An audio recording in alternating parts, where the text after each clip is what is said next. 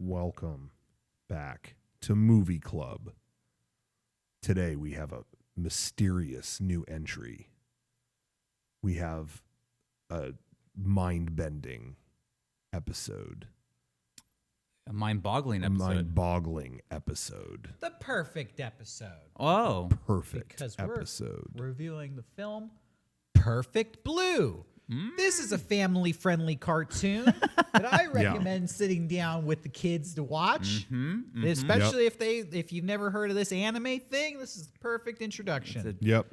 Sean, you used to have a show where you would watch animes called Shawname. Oh, yeah. So is this an unofficial Shawname? This is like a Shawname, yep. I should have recorded my reaction to it.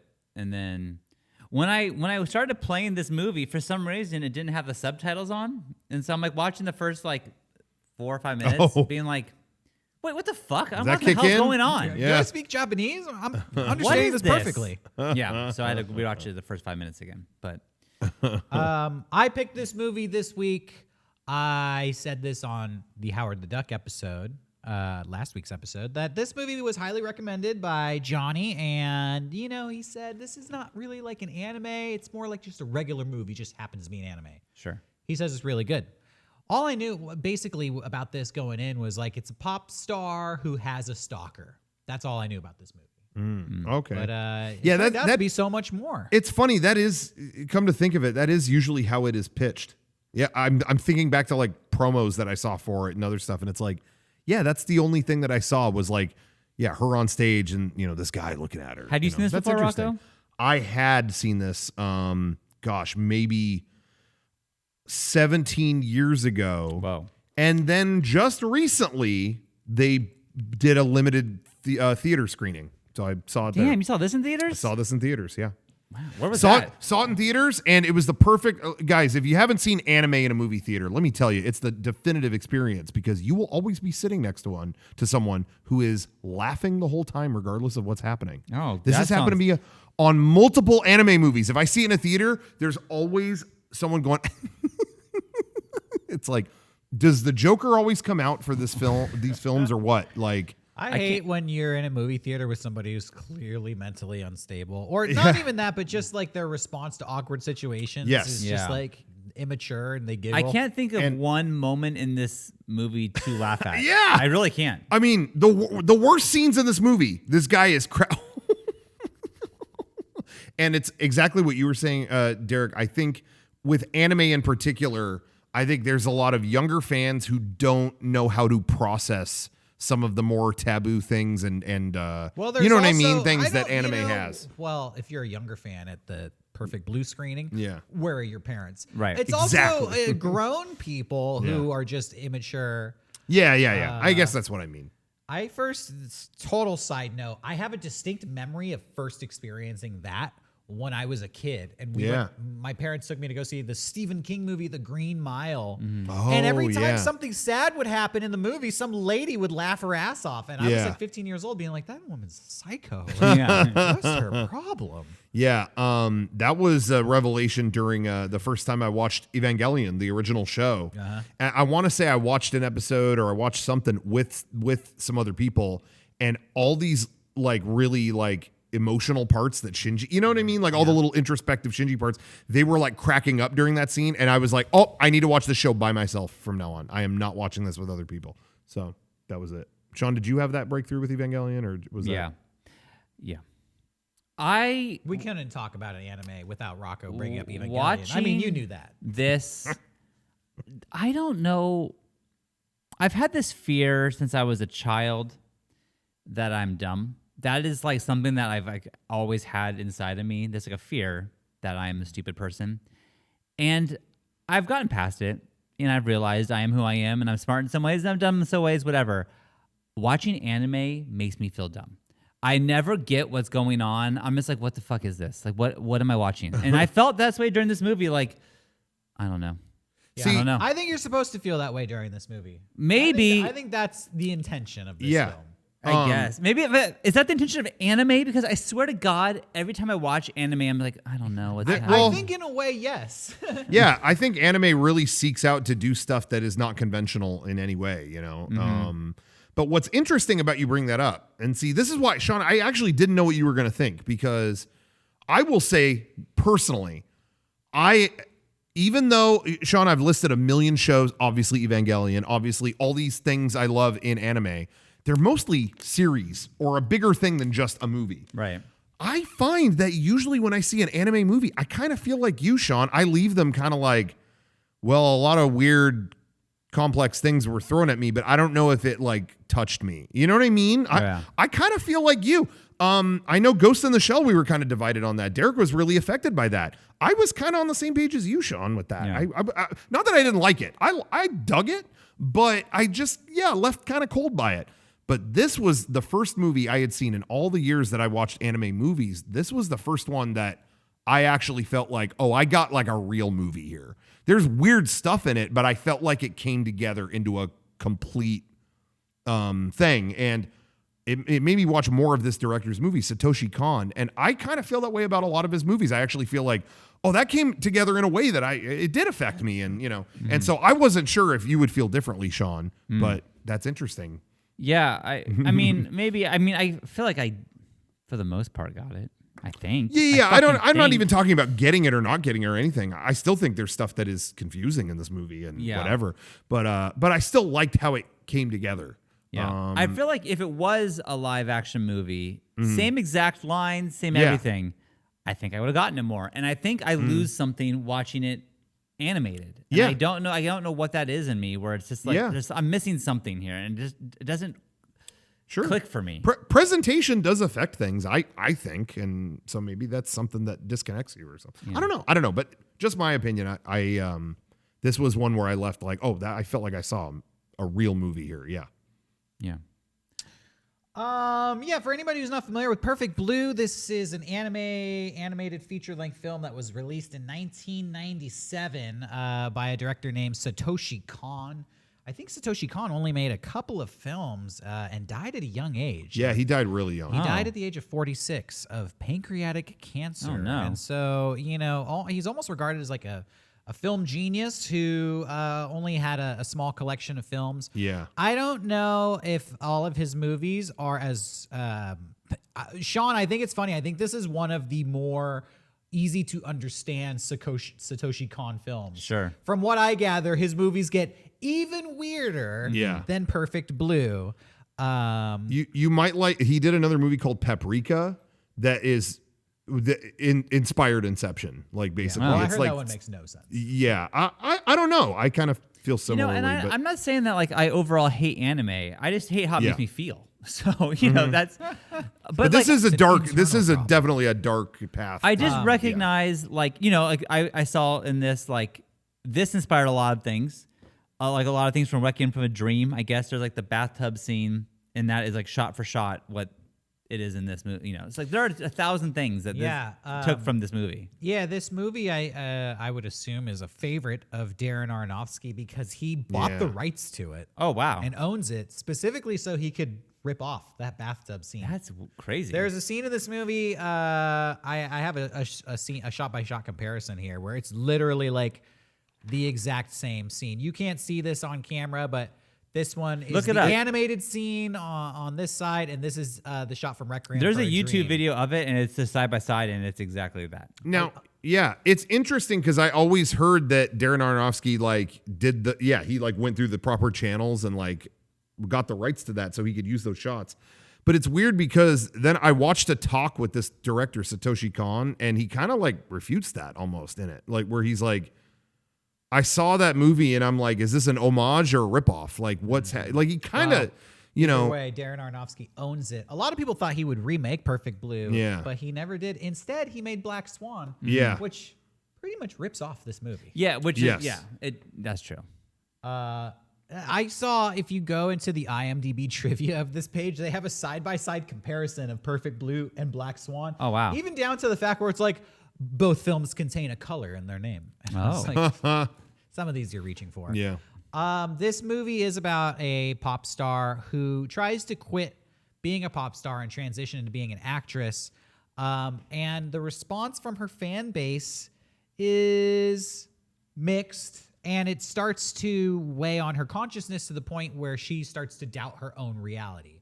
While this is happening, a series of murders start happening. Is it a stalker? Is it somebody coming for her?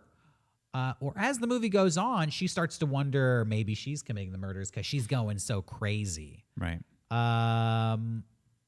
What else is there to say before we get into this, into the nitty gritty? I don't know, because this is so confusing. Like it is.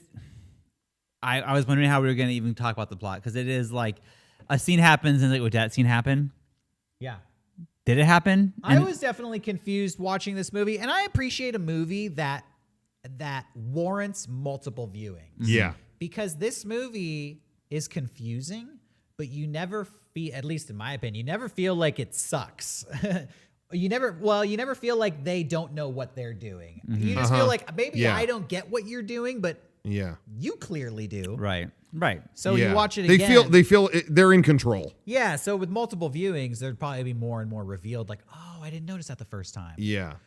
In regards to it being kind of confusing or kind of weirdly executed, though, I kind of liked the vibe of the whole movie, because I felt like it's a movie about, like, you know, the lines of identity and who you are, and that getting blurrier in the movie. I don't know. It put me in like the same kind of mental state as them. And then, on multiple viewings too, it at least on a second one, it was a lot clearer what they were doing. And so I really appreciated that. But anyway. So the movie starts with the main character is a girl named Mima. In Black Swan, it's Nina. But in this movie, I didn't even know it's that. Mima. Wow. She's a member of a mildly successful J-pop group called Sham, and it opens on their final concert where she's going to announce that she's quitting Sham. In the past, her most recent concerts, there have been some fights that have broken out because, you know, there's like rowdy attendance super there. fans, fans, or even people who resent her. It's not quite clear why they're at the concert. Do they like her or not? Yeah. The movie opens on a shot of these like Power Rangers on stage. Yeah. Which I thought was funny. The movie kind of just has this really upbeat concert opening that is, it doesn't give away that it's a dark film, you know? It starts really happy. Yeah. But I guess that shows you where it will go. Or maybe, you know. To what you're saying, though, about like the rowdy fans in the audience, and I think it's actually deeper than you may have intended, was like talking about like, why are they even there kind of thing. Mm-hmm. I think this starts the movie off on the perfect tone, because even throughout it, it's like she's wondering, is she doing the right thing? Is she quits her pop act? Is that the right thing? And it's kind of like what's expected of me versus, you know what I mean? Like what I should do. And you even get that the audience is like, are they fans or not? Like it all plays into this insecure kind of, I don't know, the whole vibe of the movie to me is set really early. They get into a fight, and then it's like everyone's watching the fight instead of them, and it's like, yeah, how big are they? Yeah. Are you a fan or their what? Plane reminded me of like a stage you'd see at SeaWorld. Yeah. It's like, this is not impressive. It's not a huge arena. It's like a couple people. Yeah. I would take this even further, that the entire film explores the nature of fanhood. Yeah. And Absolutely. the desire of the fan to not be the fan, to be the person that they are a fan of, to live vicariously through them. I think that's the entire film is about that relationship. So yeah, it kind of, this movie, and I think I read this somewhere, it really is like Satoshi Kon exploring fandom. And you see every kind of fan in this film. The good fans and the bad fans. And it's funny because the good fans have the smallest parts, because they're just the ones who are like, oh, Mima's doing this. I read about it in the paper. Well, I wish her the best.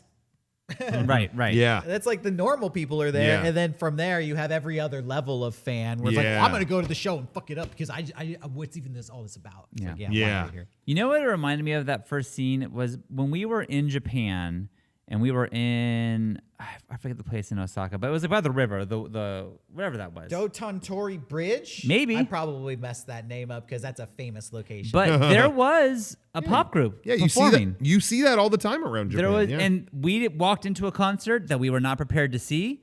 I fucking loved it because I was in Japan. All of a sudden, we're by the river and the lights, and there's a pop group playing across the way, and people are watching. A guy with a dog mask is dancing along with it. And then I thought, is this part of the show or is this a fan? I don't know what this is. Yeah. But yeah, and I was like, oh shit! Like I've walked into this concert before. Like I've seen this exact concert in Japan, and that was like it reminded me of that completely. Yeah. Yeah, pop music is a different thing over there, where we might see a guy with a guitar on the street. Over there in Japan, yeah, it was like a group of girls with some speakers set up and some choreography. Yeah, but they had a crowd, and some people were singing along in the crowd. It's like, they knew this was going to happen here. Yeah. Yeah, it's weird. So the concert, goes well, except for the fact that there is a really strange guy in the audience that nobody seems to notice.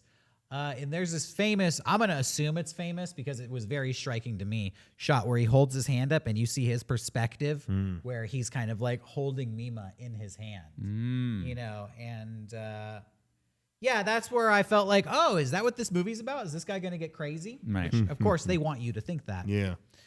Mima goes home that night, and this movie, I feel like, is an unintentional period piece. Oh, yeah, for sure. Because it basically is about a girl in the 90s who doesn't know what the internet is. When I rented this from iTunes, but I think they added the date that it was put on iTunes, so it said 2018, and I was like, this can't be right. Like this, like maybe is it an homage to the late 90s? Because even the fact there's like Netscape Navigator. Yeah. Well, what the fuck? But then I found out later, no, it was made in the late 90s. This movie was 97, made in right? 1997, and at that time, Netscape Navigator was the most popular internet browser in the world. There you go. I mean, I used it. Yeah. Everyone did. I got made fun of at school because they said you use Internet Exploder. Like that was like a really insulting burn. And then you got to be like, what do you use? Nutscape Navigator? Oh, I always called it Nut Scrape Navigator. I remember that. I remember you saying that. Nutscrape. Now they're gone. So Mima signs on to Nutscrape Navigator for the first time ever, and she discovers that she doesn't even fucking know what the internet is. This movie's about a 20-something-year-old girl who is like, what's a website? Right. Dude. And she discovers a fan blog about her called Mima's Room, where somebody's been writing diary entries as if they were Mima. Right. And she's like, fans, my fans, they're so weird and kooky. Yeah. But then I think at first she was a little weirded out because it was accurate. And it was like, oh, this is, which I thought was interesting. Yeah. And she also receives a fax that says, you're a traitor. And the opening part of this movie, I think, is really great. What I think is so smart about this movie is they really control the tone of the film and control what you think is going on. So in the beginning of the film, you have this sense that Mima is being watched, that Mima is being spied on. And she gets this thing that says traitor, and the camera like pulls out of her window and pulls back out of the neighborhood and pulls back out of the city. And her window's wide open, and there's this feeling of like anybody in the world could be spying on Mima now. I thought when she was leaving a concert, it was one, it's like, I can see Mima's room or something like that. I forget exactly what they said, but something like, I'm watching you, Mima. And like she moved on past it, but it's like, oh, they said it. Like, so you heard that. A big part of this movie, which is brilliant and confusing, is they blur the line between like what's actually happening in Mima's real life and what is happening in the art she creates. Like, yes, her songs have lyrics that reflect the scariness of her real life situation, and it makes you think like, did she write this song after this event? Or is this event happening after she's performed this song and that's ironic? Or is this all in her head? Right. Yeah. She quits the being an idol and she joins a TV show, and basically she has her manager and her agent. This older ex-idol named Rumi is her manager, and then she has an older guy, Mr. Tadakoro, as her like older agent. And she's trying to work on this TV show, and while she's there, she gets a fan letter, and the guy opens it and it explodes and he's injured. The show is called Double Bind, and again, it's like about a person who is ex-pop star who wants to be an actress who's losing her mind. It's like she's living her show. This isn't obvious when it first starts in the movie, but over time, that's like reinforced. What do you guys want to say about at this point when the letter explodes? I thought it was funny. It's just a prank. They like try to brush it off like it was nothing. Oh, it's just a prank. No one was that badly hurt. It's like I saw his hand all fucked up and he was on the floor. Some prank. Call the police, Mima. Yeah. And again, it's a great, like, I don't know. I think they're still taking you down that path of like, oh, crazy fan movie. You know, like that's what this is going to be about. The crazy fan. They start to blur the line with reality after that letter explodes. Yeah. Because so far, that letter is the craziest thing that's happened. But, Yeah. But this movie started really upbeat. Like, she's just trying to have a career. Mm-hmm. Then it, like, hard cuts to a dead body. And this director's like, oh, my God, she's been murdered backstage. We knew this would happen. But then it pulls out, and it's like, that's the scene from the TV show that she's acting on. And I was like, oh, my God, like, yeah, I thought it was Mima, but it was just her TV show. They keep playing with what you think is happening. Right, and it truly never stops. It's the whole movie. Yeah, it gets amplified to the point where you start to feel like you're going insane, which I thought was pretty cool. It annoyed me at first, but then I was like, I see what you're doing here. Yeah. Okay, so Mima is she's a floundering actress, and her agent, he's like, let's not report the letter. And he argues for her to have a bigger role in the TV show that she's in. And so they agree to give it to her, but the caveat is that they want to do a rape scene with her, which she debates with her agent if it's a good idea, because this is going to forever tarnish her squeaky clean idol image that all of her fans love. Yeah. But she says, I'm not an idol anymore. I'm an actress. I want to be a serious actress. I'm going to do it. Mm-hmm. And then this is the part where you got to send the kids out of the room. Because I know think it's just cartoon or whatever, but they filmed this scene. It's a scene within a scene, right? Right. Yeah. Because we're watching the scene in a movie, but the scene is them filming a scene in a movie. And so it is a rape scene, but then they pause and they cut and the guy like apologizes. Mm-hmm. So it's uncomfortable, but at the same time, it's like orchestrated. What happens in the scene is Mima, she looks like she's uncomfortable doing it, and her manager like starts to cry because it's like, this is so not what Mima should be doing. Right. Yeah. Now I want to pause here because there's an interesting piece of trivia about this scene. Do you know what this is? I don't know. So check this out. I almost want to play it here. Look it up for yourself on YouTube. It's called the strip club scene in Perfect Blue. There is a song playing in the background of this scene. I know about this. It's a synth pop song with a Japanese singer. This is a very famous movie. It's a beloved movie. Nobody knows what this song is. Yeah. Huh. The soundtrack never listed this song. They never listed the singer. It's not in the credits of the movie. Now, people have found commercials from the 90s that use this song to advertise the movie. Yeah, but not the song. So somebody had a copy of this track somewhere. But they don't know what the song is. As of 2020, when this trivia was written, and I'm going to assume it's still as of today, nobody knows what this song is. Yeah. Wow. It's been lost to history. So you can Google search this scene.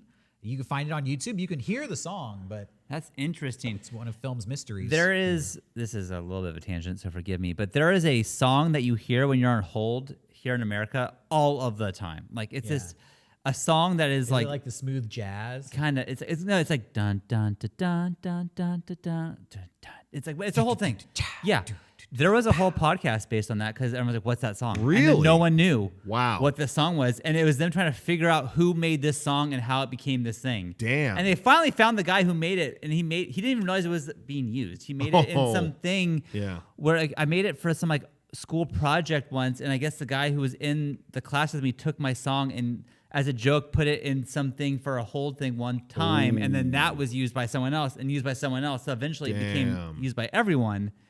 And so maybe it's something like this where it's like just some guy made it in his class and then someone heard it and like, oh, I'm going to use this for this rape scene. I don't know. What you just described, that's what happened to Tommy. As far as I know, what happened to Tommy Tallarico with that oof sound effect in Roblox. Yeah. They used the sound effect that he recorded for like Tony Hawk or something. And it was another thing where, it got put, somebody uploaded it to a public domain thing and that got downloaded by another public domain thing. And then that's what Roblox used. You know what I mean? It was something like that where it was like a chain of irresponsibility. In a weird kind of ironic twist of fate, sort of the same thing, but not really. Yeah.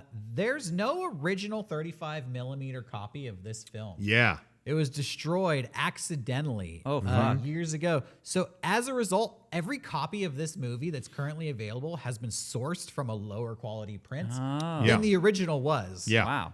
This is almost like a mysterious, legendary movie, right? The original print no longer exists. Right. Yeah. There's this song that nobody can seem to identify, even though Yeah. fans have been searching for, almost 25 years. Yeah. Wow. So something to look at when if you watch this movie in HD, whether it's on iTunes or Blu-ray or whatever. However HD they can make it. Yeah. But there are parts that are in HD, still look pretty good. Not as good as it would have if they had those materials, but there's still film copies, and I say that copies of the movie out there. So I think they used those for the source of most of the movie, but the effects in that movie were only output when they originally did them in like 480p, not HD. So if you watch in the movie, anytime the movie gets really low quality, it's because there's about to be a special effect. They only have like a little 480p copy of the effects parts. Other parts they can source from different things and they look a little better quality. But I was having fun as I was watching it going like, oh, this scene looks really shitty. They're going to do an effect. Yep, there it is. There's a little hologram thing or, whatever. Weird. Anyway, look for shit like The that. animation to me was really... The people design was ugly. Like everyone just looked off to me, and I don't know what that was. I think they did that on purpose. I think it was. Yeah. Yeah. And like when they showed the guy who you think is going to be this is the stalker right off the bat, it's like, well, this guy looks really like disturbing looking, but then everyone kind of does. So is that just like the style they chose, and this guy is normal looking in this world, or Well, there's a twist at the end of this film. there is a twist? And it might be related why certain people are uglier than others. That's a good point. That's a good point. But yeah, when I saw exactly her manager, I'm like, well, this person's weird. Like their eyes are so like. Yeah, they kind of look similar. Yeah. Interesting. Okay. Well. So at this point, after this scene happens and Mima's reputation has kind of been not tarnished, but in a way it has. It's been altered. Yeah, she sees that her old band is starting to chart more on they're having some hit music, and she really starts questioning if she's doing the right thing, and she starts to have a mental break, which for me, this is probably what you're saying. Like if this was live action, it would have made more sense. Right. But because it was an anime, even I felt like she starts talking to another version of herself. Mm-hmm. So Mima like sees herself in the reflection of windows, dressed as the old version, the pop idol. Yeah. They would do that in a live action movie, but Right. then the version would like disappear from the window. Right. But because it's an anime, it's an animation and you can do basically whatever. Yeah. The figure then turns and like prances through the sky, hopping from like Right. street light to street light as it goes off and disappears. And you're left wondering like, the fuck was that? Right. Is that a fucking person? Like, Yeah. who was that? Yeah. There's a lot. So she starts to have like a mental, she starts to have a mental break. But also, people who have been tarnishing her reputation start showing up dead. Mm-hmm.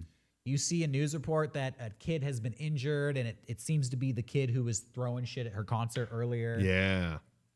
And then, the screenwriter who wrote the rape scene that she filmed, he gets stabbed to death.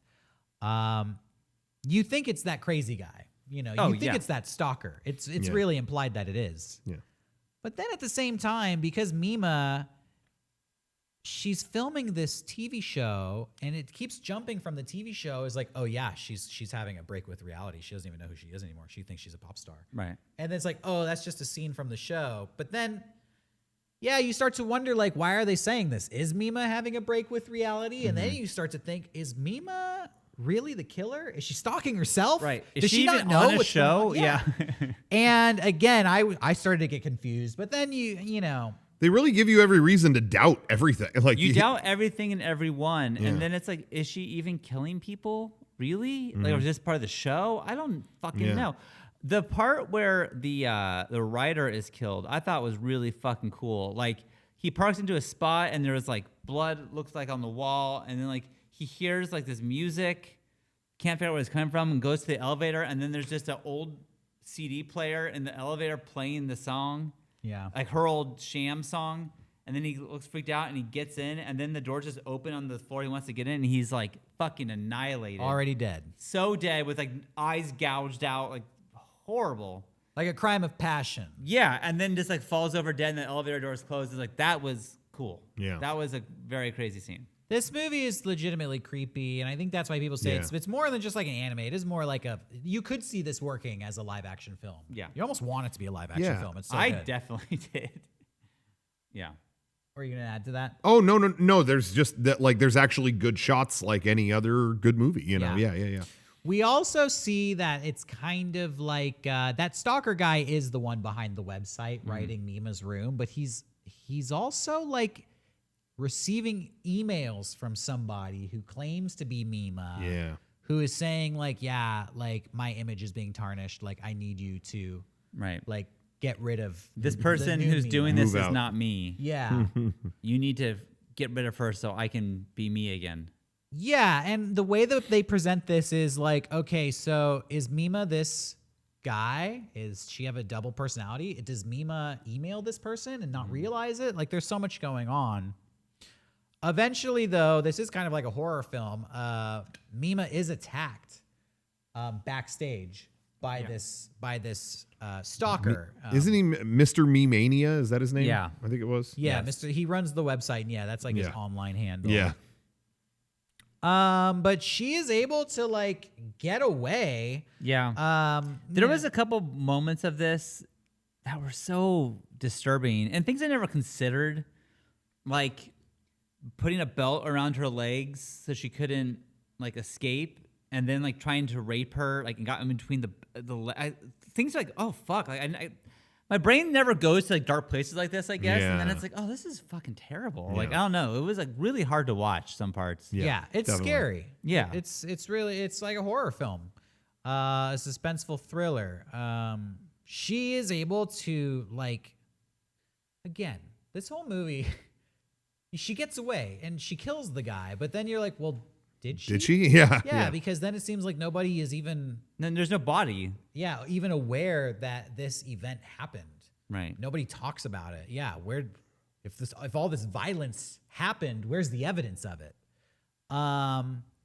So at the end of the movie, we're gonna jump to the end, and I feel like we're leaving a lot left unsaid, but it's the kind of movie where it's like you just have to watch it. Yeah, it's very hard to just list really it out. is like you watch a scene and it's like, oh, I can't believe this. Oh wait, it's a dream. Yeah. Oh, another scene. Okay. Oh, no, it's a TV show. Or is it? Or is it? And a lot of it, you just question, like, wait, what? Yeah. And then you're back in. She's back in her bed again, and it's like, I don't know. Yeah. But personally, for me, I felt like they do give you enough to pull you along to where you are actually invested in the story. Like, okay, I think Mima has a stalker. Right. Okay, wait, I think Mima might be crazy. Yeah. Okay, wait, somebody is talking to the stalker. Maybe it's Mima. You know, there's enough clues there to where you're trying to piece it together, and you don't know what it is, but you know you're going somewhere. Yeah. Right. At the end of the movie, Mima, her manager, who is an ex-pop idol herself, basically comes out and she says like, I'm the real Mima.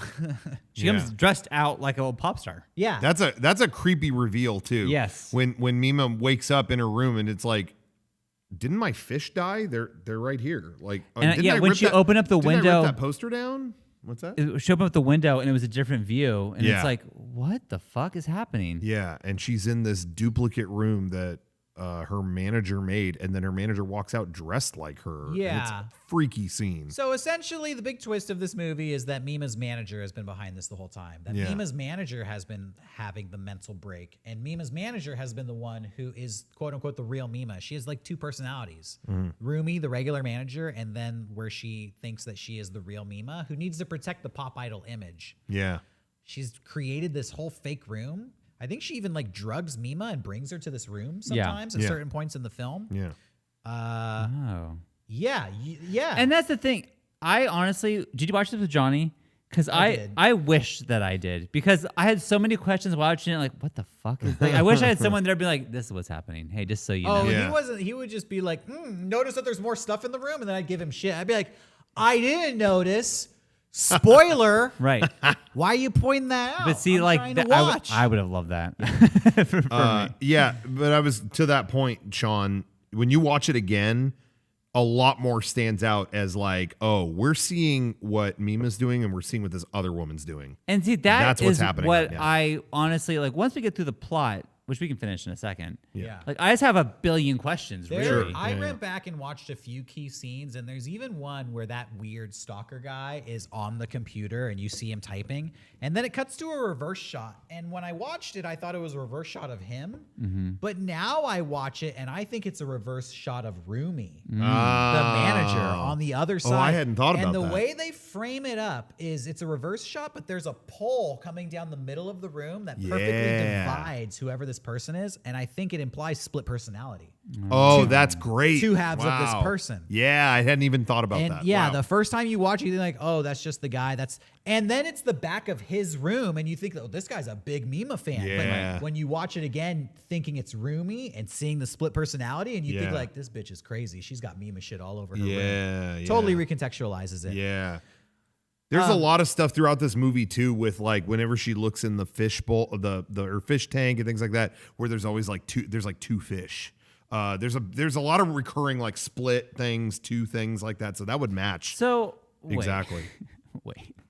So are we saying that stalker guy didn't exist and that's Rumi? Let's get to the end here. Okay.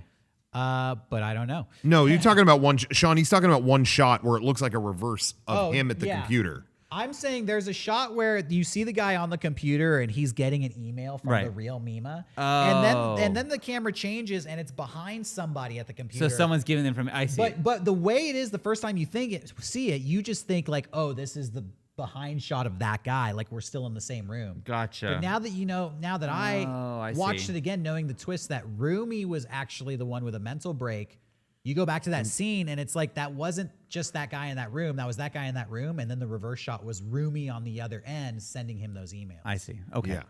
Maybe. I think. It's heavily Who knows? It's heavily implied. Yeah. Which is a great way to do it. Yeah. So basically Rumi at the end, she wants to kill Mima and assume her personality. I think it's cool because the way they animate it, and you couldn't do this in a live action movie, it looks like Mima. It's Mima and then the pop idol version of her. But every once in a while, the face will morph back into Rumi. Yeah. Just to kind of remind you, like, this is a deranged woman. I loved actually when it was, you would see the pop idol dressed, whatever, running or whatever. And then the reflection was always Rumi. Yeah. In the outfit. Who's an overweight older woman. Yeah, she's like, like trying That- to like most realistic. That kind was of- because when I'm watching this, I'm like, this person's like happily floating to each place Yeah. and like skipping along, and then like in her head. and then it shows like what it really is for a second, and in the reflection, that was awesome. Yeah, I like that too. Yeah, and just the delusions. And again, like I said at the beginning of this show, it's like you're the fan because you really wish you were this person. Right. And this movie explores every level of that. I just want this person to succeed. Well, I really want them to succeed, and I'll fight for them. Yeah. Well, they're not succeeding, and I could do it better, and I'm going to kill them and replace them. Right. Mima and Rumi avoid a car accident at the very end. Which was weird. Why? The fact that cool in the sense that it was Rumi in the middle of the street, sees the lights of the car coming, but just imagines it being like stage lights. Yeah, and is, the like, spotlight. Accepting of it. But then, That's a like, great when shot. Mima comes and saves her, I'm like, why the fuck did you do that? Just get rid of her. She's trying to kill you. She's been stabbing you this whole fucking time. Get rid of her. That's not Mima, dude. I guess not. Mima's better she's than too I good am. for Mima, Rumi is on a mental break. She's out of her mind. She doesn't know That's what she's true. doing. So what I wanted to say about that part is the first time I saw this, it was super hard to get the DVD. This is in the 2000s. And I found a torrent of it. Like I'll be honest, I know. Sue me. What I the know. fuck? You This did was that? in the early 2000s. It Rex only- Entertainment, come and get him. only way I could find it back then. Now I own the Blu-ray legally. Thank and God. clearly. Okay. But Thank God. Everything's cool. But that was the only version I could find, and the movie ended. Like she saves her from that, the car, and then the camera kind of pans out or zooms out, and shows the city, and it ended there. I had never seen any of the scene after that until I saw it in theaters recently. Because, and I didn't even know there was more to the movie. I always thought this movie ends weird. Yeah. And yeah, it was because the fucker who put it on torrent was like, yeah, the file size got a little too big for like a thumb drive. So I just trimmed it a little bit. And that's why don't pirate shit because you got some dork making decisions for you. Oh my God. There's other stuff I could say that about too that piss me off. But anyway, yeah, he was, I just trimmed it off. You get the gist. Like, what the fuck you? Anyway. Yeah. Well, you missed the big ending, which is Rumi survived. They take her to a mental hospital, and she is all Mima all the time. Mm-hmm. It's now her dominant personality, but she's locked up, so it's okay. And the real Mima is a successful actress. Huge. Double Bind came out. Yo, that rape scene was a huge hit. Everyone loved it. And basically, that's what happens. Everyone had a great time. That basically is what happens. Yeah. And Mima looks into the rearview mirror of her car. She's like, yes, I am the real Mima. And the movie ends. Yeah. Well, and so that's interesting. She says, it's really me. And then smiles and ends on that. And the director said, he's like, I've had a couple people come up to me and say, to me, that last scene kind of almost feels like she's confessing to the murders. And he reacted and he said, good. Not because that's true, but he's like, hey, I think it's great. If it ends and there's still someone going, wait a second, that's a good thing. Yeah. Like, whatever. Mm-hmm. So, I think the one I saw, it's like, I'm the real thing. Yeah, I'm the real thing. Yeah. Something like that. It's funny. So I was watching it with Johnny. I don't know if he's listening. I annoyed the shit out of him. Because he starts explaining as soon as the movie's done. I don't know if he's going to come in here. And he's like, yeah, so when she's looking in the mirror and she says, I'm the real thing, it ends as if this was all just a movie. So you don't even know like if this was all a movie. And I looked at him and I went, it was a movie. And he gave me the biggest fuck you. And I wouldn't drop it. I was like, no, like literally like Perfect Blue at the end of the day, like we just finished watching a movie. It is so a movie. you're right. And he's just, shut the fuck. That's not what I'm fucking saying, dude. But I mean, they do, there is that little twist to it at the end as well. There's always been argument over why is the movie called Perfect Blue? And and what's the answer? The leading theory is that the only shot of a clear blue sky with no like clouds in it is at that end. It shows that. And they said that's symbolic of her She's confusion, the fog of confusion going away. And my theory is because it was based off of a book called Perfect Blue. That's See, also possible. The layman may think that. So here's a couple questions that maybe you guys will help me understand this movie. Okay. What so happened? you're saying that Rumi was drugging Mima at some point, and that's what we're saying? Because Mima's losing her mind at certain times. Mima didn't know where she was, right? And there would be gaps in the timeline. She'd wake up in this room, and then it seemed like she was waking up in another room, and Rumi was bringing her food, and so it could have been that Rumi was drugging her, feeding her that stuff. It could have been that. It could have been mental breakdown, whatever. But I do think, Sean, a lot of the confusion in this movie is that I don't think it's not always seen from Mima's perspective. Like there's an inclination to think it's all in her head and it's going crazy. But I think half this movie is actually from Rumi's perspective, and that's how you're seeing it. You know what I mean? Consider that. Interesting. I think that's the thing. I think. Yeah. Like killing the pizza guy and stuff. You know what I mean? Like I don't think Mima was even there for that, and I think you're looking at it as all one linear. Oh yeah, that was absolutely because you notice that pizza box. The company is Big Body Pizza. Yeah. And Rumi is Mima with a bigger body. Yeah. Okay, so the Rumi kills the pizza guy, and then Mima is. No, she doesn't kill the pizza guy. Let's go into it. Let's go into it. We don't know what this movie is about, but let's go into it assuming this. Rumi is the one who is crazy and has Right. split personality disorder, Okay. and Mima is a victim of Rumi being her manager. Okay. And Rumi wants to be Mima so much, she may even drug her and then assume the identity of Mima while Mima is knocked out. Okay. And so, like, for example, And then Rumi is also like, Mima is ruining her identity. I'm the real Mima. I'm going to protect the pop idol identity. right. And so when Mima wakes up and sees the blood of the pizza delivery truck driver or whatever that is, finds that, is it because she was drugged, put in the room that Rumi made for her, and then woke up, found the thing, and thought, wait, did I do this? Or was that Rumi? Oh, man. You Also, tell me, We don't know bro. for sure. You don't tell know- me. you don't know for What sure. do you think? was Mima kidnapped in that room that she thought was hers, and then eventually went back to her room, and that's why her fish had died, because she was gone for so long that she couldn't feed her fish. That could, Or- you might very well. Now let me put a whole final twist on it. Or is it when at the end of the movie, we're in the insane asylum and they say the Mima personality has fully taken over. Right. And Mima goes, good to know. And walks out and looks in the mirror and goes, I'm the real thing. Yeah. Was it Rumi the whole time? Right. Is it Rumi at the end of the film? Is there even a Mima? No, I guess there is. But is there? Exactly. And the stalker, did he try to rape her and then was murdered? Or You know, dude, Mima pushes Rumi out of the way at the last second. What if she doesn't survive? What if Rumi gets pushed out of the way and Mima gets hit by the truck and then the final scene is all in Rumi's head? The Mima personality is fully taken over. I am the real thing. and yeah, and exactly. And so now So many questions. Rumi is just living this fantasy world where she's a actress who made it. Everyone knows who she is, and now she's like free, but really the whole time she's just in the insane asylum.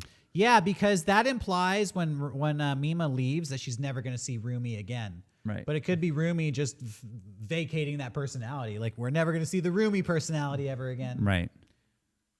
I don't know. A lot to interpret. A Yeah. lot to I interpret. don't Now know. I'm just spinning yarns now. Yeah, and because we don't. but I there's- don't have an answer. It, but it probably was none of that. Who knows? But there's certain movies that just the existence of like that you can think about it on all these different levels makes me like it more. Sure. You know, I remember the first time I watched Eyes Wide Shut. When I finished it, I was like, yeah, it was good. I don't know if I loved it. It was good. But then somebody just brought up, I was wondering, you think like this is that, or, do you think he dreamed this part? Or you think, and it was like, I don't even know if I agree with that, but I love that you can suggest that. And now we have it. You know what I mean? Like it Right. kind of added something to it. because I think all the best stories are that way because Yeah. life is that way. Like Yeah. everybody has their perspective. Yeah. Two people could go into a situation experiencing two completely different things, and it's subjective. Like, what do Mm-hmm. you believe? What's true to you?